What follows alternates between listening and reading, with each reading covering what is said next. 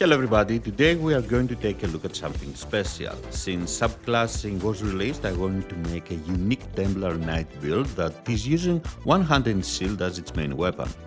For role-playing reasons, the idea of a fallen champion of light was intriguing me, and with Subclassing I could finally mix Templar and Necromancer abilities to create this unholy version of a Templar Knight. However, while I was testing the build, I have also tried a few other combinations that are equally well with my Fallen Knight idea. So today I present to you a Sword and Shield Templar Knight build with two different skill stats. Blazing Light, the Champion of Light and Order, and of course Unholy Knight, the Fallen Templar. Both setups are good for harder group content and deal roughly the same DPS. Let's start with Unholy Knight, the idea that gave birth to this build.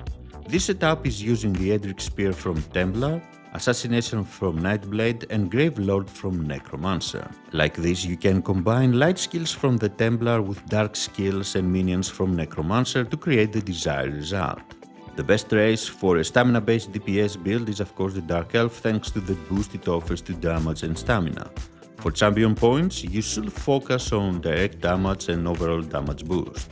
The new Huntsman's War Mask mythic set is an excellent option for the build since it triggers from bass attacks, which is what the power slam damage is considered. So you can have its effect active all the time by simply using your spammable. The main armor combination is Slivers of the Null Arca and Tideborn Wild Stalker to further boost direct damage. We complement the build with one piece of Slimecrow for the extra critical chance and equip the Merciless Charge Maelstrom weapon on the back bar. On the body you should use Divine Pieces with max stamina enchants, Bloodthirsty with weapon and spell damage enchants on jewelry, and Precise or Charge with poison on your one-hand weapon along with a tri-stat Divine Shield.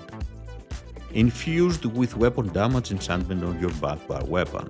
The best boon for the build is the Thief, and you should use RTM Takeaway Broth as food with Essence of Weapon Power as potions. This setup has a very Necromancer typical rotation where you must cast Blast Bones after every 2 skills for the best results, which makes it slightly harder to use but strong enough for every group content. I was able to reach around 115k DPS with this Unholy Knight setup.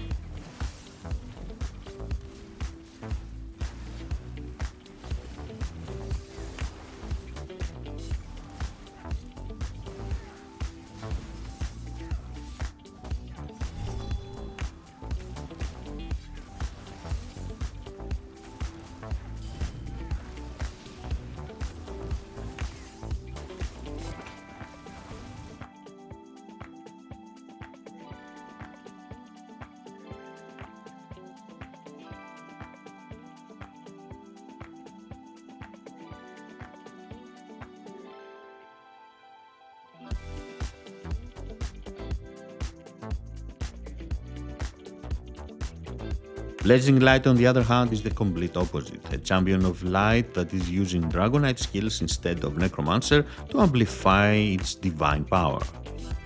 If you prefer a build closer to Order and Light, then this one is for you. This setup is using the Edric Spear from Templar, Assassination from Nightblade and Ardent Flame from Dragonite. Best race is of course again Dark Elf, and your champion points should again focus on direct and overall damage. The gear is identical to the previous setup, which makes it easy to swap between the two if you wish. Huntsman's War Mask is the core set of the build, while one piece of Slimecrow, Merciless Charge, Silvers of the Null Arca and Tideborn Wild Stalker completed. Traits and enchantments are the same as before. If you wish to create a no-trial version for either setup, all you have to do is replace Null Arca with Order's Wrath. The Thief as a boon, RTM Takeaway Broth and Essence of Weapon Power are the best options for this setup as well. The rotation of this setup is easier than Unholy Knight since you do not have to deal with the extreme micromanagement of Necromancer minions. You just cast your skills, attack with your spammable, and recast your skills when necessary. You can find more details on the rotation for both setups along with more info in the written guide at my site.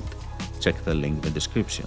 DPS is almost identical to Unholy Knight at around 115k. So it is up to you which one of the two setups you wish to use. Want to play as a champion of light? Then pick Blazing Light.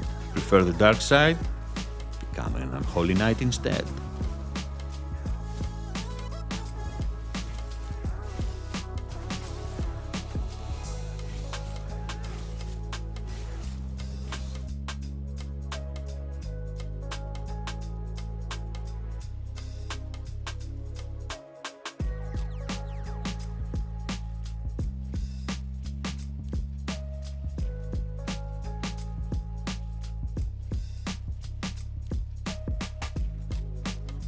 Both setups are also good for easier solo gameplay, like roaming around Overland and defeating world bosses.